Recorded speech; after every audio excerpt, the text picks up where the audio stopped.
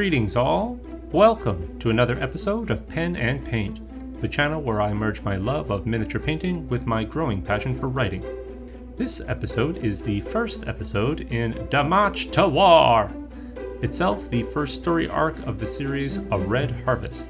If you have not already done so, I highly recommend watching the series opener video for context, as well as an explanation regarding certain creative choices that were made. In Da March to War, we follow a warren of Gloomspite Gitz as they prepare for a grand battle. This arc is inspired by the Bad Moon Mad Mob Gloomspite Gitz Spearhead, produced by Games Workshop for the Age of Sigmar game. For this episode, we are focusing on the unit of Stabbas, and will be painting the champion as a representative model for the force's primary color scheme. A complete list of all paints used for each material is on screen now. Paints will also be noted as they're used. Video timestamps are available for each step of the painting process. If you'd like to read today's story or listen to it without video, links to pure text and audio versions are in the video description below. Feel free to mute the video if you're only here for the painting. Today's story is A Pokey Stick, a meditation on the many headaches of being in charge of a throng of small-brained goblins. The story is rated E for everyone.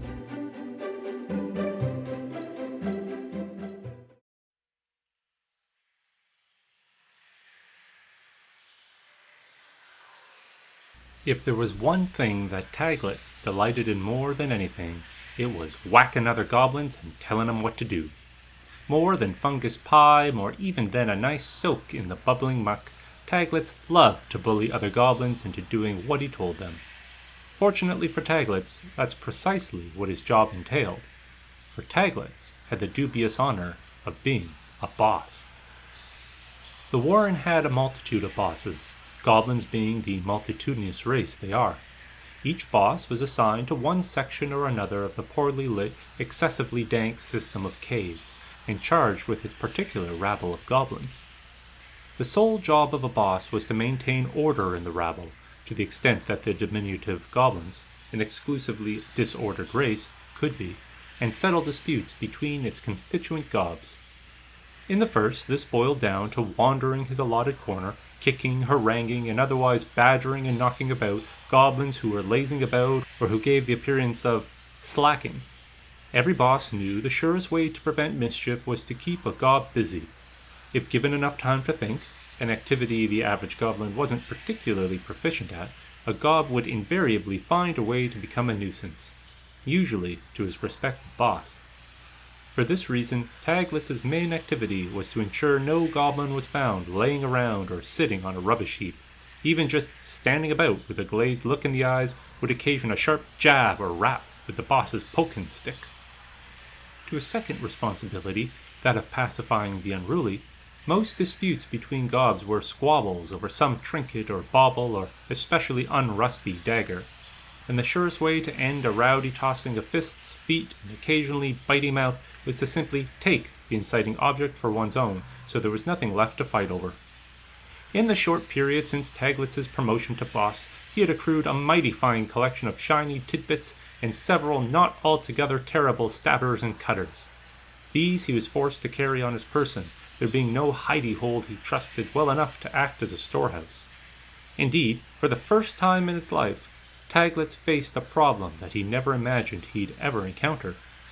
He had so many treasures that they were becoming burdensome. Boss Taglits continued his rounds, trying to solve the impossible problem of having more stuff than he had pockets, pouches, and scabbards, when his feet tripped on something. Luckily, Taglits caught himself before he suffered the ignominy of falling on his face. Nevertheless, vicious snickers fell on his ears. When Taglits angrily looked about for some head to smack, he was met by a wall of back-of-the-hoods. However lowly their general intellect, few goblins were so dull-witted as to laugh at a boss and be caught doing so. Nevertheless, Taglits handed out a few good taps with his stick to ensure that someone was punished, regardless of whether or not they earned it. With a snarl to disperse the gobs about him, Taglits turned to see what he tripped over. What he found was a pair of crudely shod feet stuck on the ends of gangly short legs, themselves protruding from a dirty heap of sackcloth. A familiar dirty heap of sackcloth that was currently squirming about. Taglits eyed the wriggling robe, then shifted his gaze to the clanger pole on one side of the heap, then to the clanger on the other side. He looked to where a hooded head would normally sit and found instead a pile of moldering rubbish. Boss Taglits shook his head sadly, stepping back to position himself behind the flailing feet. He raised his poking stick in both hands over his shoulder and, with perfect timing, swung it mightily, connecting with the bottoms of both feet simultaneously. There was a muffled yelp from the pile of refuse as it exploded upwards, revealing a soiled goblin. My feet! The gob squealed, grabbing at his aching feet. He swung his head about, frantically looking for the culprit. He caught sight of a pair of all too familiar leather shoes firmly planted before his face. The goblin cautiously shifted his gaze up to find a pair of red, beady, disapproving eyes gleaming down at him from within a heavily ornamented hood. He temporarily forgot his aching feet and forced a strained smile. Hiya, boss. This was answered by a sharp jab in the ribs with the poking stick. What you do that for, boss? He squeaked. What you doing with your head in a hole, Quib? Taglits asked in return. Quib went silent. Well? Another poke. I thought I saw something tasty crawling there. And you crawled in after it and got stuck, eh? Quib nodded sullenly, eyes down, rubbing a foot with one hand and his ribs with another. Taglits shook his head slowly. You're a disappointment, Quib. You know that, eh? The gob nodded again, still not looking up. Yes, boss. I knows. You says that a lot. Taglits sighed. I don't know why I made you my clanger, Quib. All you does is make trouble for yourself and for myself. Maybe I should find me another gob to make a bunch of noise with when we go a-marching. Quib's eyes went wide and shot up. No, you don't really mean that, do you, boss? He blubbered, wincing as he scrambled to a stand. No. Taglits asked, raising a brow. Then why wouldn't I really mean that? All you does is get lost in the tunnels, step on my feet when we march, and get stuck in holes. Taglits pointed at the ground next to the sorry gob. And you can't even keep your clanger pole stuck up. Quib looked down in horror and quickly took up his pole and clanger. That last one's not fair, boss. I was stuck in a hole. Quib stammered. Excuses. Snags would never let go of his pole. Not even if he was stuffed in a troll's mouth. The mention of Snags and his flaggerpole inspired a rapid change in Quib's demeanor. When Quib and Snags were originally chosen by Taglits to join his boss's command, he left it to the two of them to sort out who would get to be flagger, as no goblin in their right mind would give up the honor of carrying the rabble flag into battle. The dispute of who would get the job was solved in the usual goblin way. The flag was stuck into the top of a pile of rubble, and the two goblins fought their way up to it. The first goblin to grab it, or the last goblin still conscious at the end of the scrap, got the post. The runner-up had to make do with the, admittedly highly enjoyable, responsibility of smacking a metal disc suspended from a long pole as hard and as loudly as they could with a long-handled mallet. In battle, both flagger and clanger were used to help direct the rabble towards the enemy. However, owing to the enemy's unaccountable distaste for the ugly crashing of an untuned cymbal, clangers were usually shot, skewered, or otherwise made silent before a flagger was. As such, goblins universally preferred the duties of flagger, as it tended to increase their lifespan by a few more minutes in a fight. The only reason Snags kept a grip on his pole was because he was too stupid to know he was being eaten. Taglits narrowed his gaze, his mouth moving but unable to form a rebuttal to this very true fact. Snags had once been jammed in a troll's mouth, and he had maintained a grip on his flag. That he survived was nothing less than astonishing. The gods who said they saw it firsthand but didn't actually see anything believed that it was Snag's inspiring stupidity that ultimately saved him. The troll chose to spit out the tasty morsel rather than eat it, because it sensed one of its own dull-witted kind. Indeed, the encounter had started a rumor that Snags had a bit of the old troll blood in him, which helped explain the miraculous event. Both Quib and Taglits knew the truth, though, because they actually saw it with their own eyes. Snags, after being stuffed into the troll's mouth, freaked out as any normal goblin would in such a situation, unintentionally jamming the top of his flagpole up the troll's nose, poking it in the brain. This caused the lumbering creature to sneeze violently, launching the poor goblin dozens of feet away. The troll, confused by the whole event, wandered away trying to scratch the itch that had started way up its nasal cavity. Even after slamming into the cave wall and landing in an untidy heap, Snags hadn't let go of the rabble flag. Taglits may not have had a good verbal response to Quib's reasoned reply, but he certainly knew of a good physical one. He jabbed the clanger again with the poking stick. Ah! Ah! Why'd you keep poking me, boss? I'm not doing anything wrong now. See? He said, presenting himself with outstretched arms. Me head's not low. I've got a grip on both my clanger and pole, and He checked just to be sure. I ain't even stepping on your feet. You must really hate me, boss. Taglits shook his head again. You stills don't get it, do you, Quib? Quib lowered his arms, his brow furrowed in confusion. I'm doing you a favour here. Do you think I wants to be poking my favourite clanger with this here little stick? Course not. But I can't rightly be poking you with the big stick now, can I? That's reserved for the big boss. You hear me? Yeah, you understand now, eh? I'm just giving you a little taste of a stick so you don't have to have a bigger one. So see?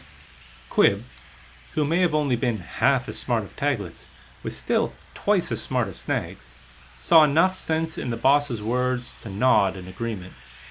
Herdy as the boss's poking stick was, it wasn't nearly as herdy as the big boss's poking stick, which wasn't so much a stick as it was the butt end of a giant two-handed crescent-shaped axe. I guess so, boss. The clanger said. Then, his face lighting up, asked, Am I really your favourite clanger, boss? Of course. Taglits smiled wide, putting his sharp little teeth on full display. A boss only had one clanger, so technically Quib was his favorite. While Quib was busy feeling oh so pleased with himself, Taglits caught sight of another gob heading in their direction. Oi, He said, tapping Quib with his stick, less roughly this time. look at who we got. Quib turned and followed his boss's gaze. It was a talkie gob, one of the voices of the big boss himself, and by the way she was strutting towards a tall outcropping of rock, it was clear that the big boss had something to say. The rabble parted ways to let her pass. Talkie gobs were easily distinguished by their clothing. Rather than the rough-hooded cloaks worn by the majority of goblins, talkie gobs wore a short jerkin of marginally less rough material. They carried a shouting horn, a beaten metal cone usually painted yellow, which hung by a cord around their neck. This they used to make their announcements. A large, crude, yellow cone or trumpet shape was also stitched on the tunic's back. To be selected as a talkie gob was a privilege indeed. Their only responsibility was to look important, and occasionally yell very loudly through their shouting horn. Taglits watched the talkie gob scramble up the rocks, idly swatting at other gobs who, catching sight of the messenger, also stopped to watch her ascent. Though a desirable role in goblin society, talkie gobs were generally disliked by the average goblin. Their appearance often meant they would soon be told en masse to do something they didn't want to, and therefore be smacked about by bosses intent on making them do it. Whereas the gobs about him were quietly rooting for the talkie to slip, fall, and break her neck, thereby delaying an inevitable beating, Boss Taglits was silently rooting for her success. To the annoyance of many, the talkie gob made the ascent with ease. By this time, the attention of all in Taglits' corner of the warren was firmly fixed on the small figure. Anticipation and dread settled on the sea of goblins. This was Dintle's favorite part. Standing above the masses, staring down at their ugly, stupid faces, basking in her own self-importance. All eyes were on her, Every goblin within the chamber was waiting to hear the words that she, Talkie Gob Dintle, voice of the big boss, was about to speak. She felt herself grow a half-foot taller as she soaked it in. Dintle caught the distant sound of another Talkie Gob shouting. She sighed, knowing she could hold back no longer. Word would spread from the other chambers swiftly, and if she didn't give the news now, she would quickly lose the opportunity. Dintle raised her shouting horn to her lips, sucked in a deep breath, and yelled as loud as she could. Hear me, you gobs, for I speak for the big boss. Dintle paused to feel the collective breath-holding of the rabble before her. The big boss, in his mighty wisdom, and under the auspicals, sausages, the asparagus, Dintle struggled with the word, lost, then chose something else. Coming luckiness of the belligerent moon has declared. Another pause for suspense. A mighty march on the enemy. Dintle, Talkie Gob and voice of the big boss, lowered her horn. Silence ruled the rabble as what she said sunk in. Then the chamber exploded in shouts, cheers, and shrieks of hundreds of goblins. All across the warren, similar eruptions of noise blasted into the dank air, and the very walls trembled at the sound.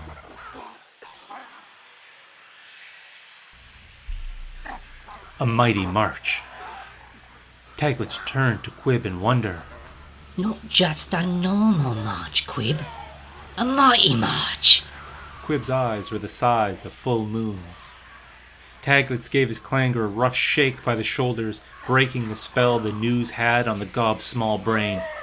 Go find Snags, Quib. Boss? Said Quib, coming out of his daze. Snags! Taglits shouted. Find him! The rabble about them had come alive, boiling and bubbling about the boss and his clangor. Goblins were running pell-mell excitedly, bumping into each other and scrambling to get to their respective hidey holes to grab their favorite stabbers, cutters, and other implements of terror. The news was momentous. The mist over Quib's eyes parted. He gave Taglits a curt nod. Find Snags. Got it, boss. Quib turned, took up his clangor stick, and began hammering the metal disc on his pole with all the fury of a bounder on fire. Out of my way, you sorry gobs. Snags! Snags, you mushroom brain, did ya? Where are you? Boss Taglits watched his clangor disappear into the morass of excited goblins, bobbing his head in approval. He had chosen well. Quib may be an aggravating, bothersome, distracted bit of gob, but he certainly knew how to pull himself together. Taglits gave himself a few more moments to collect and organize his small thoughts, before taking his own deep breath. All right, you scabby gobs. You heard the talkie. We're going to war! Boss Taglits began poking, jabbing, and smacking his way through the throng of manic goblins, following in the rough direction his clangor had taken.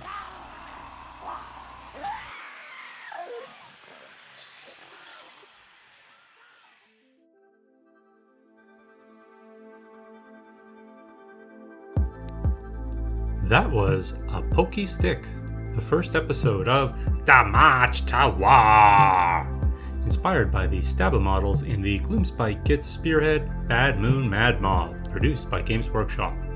I hope you enjoyed the tale. I had quite a hoot editing the audio for this story. Playing around with the pitch, treble, and bass to work out a suitable goblin voice was a lot of fun. There's a bit of a high-end tinny quality to the voices that reminds me of old sci-fi radio shows that I like, but which I need to sort out in the future.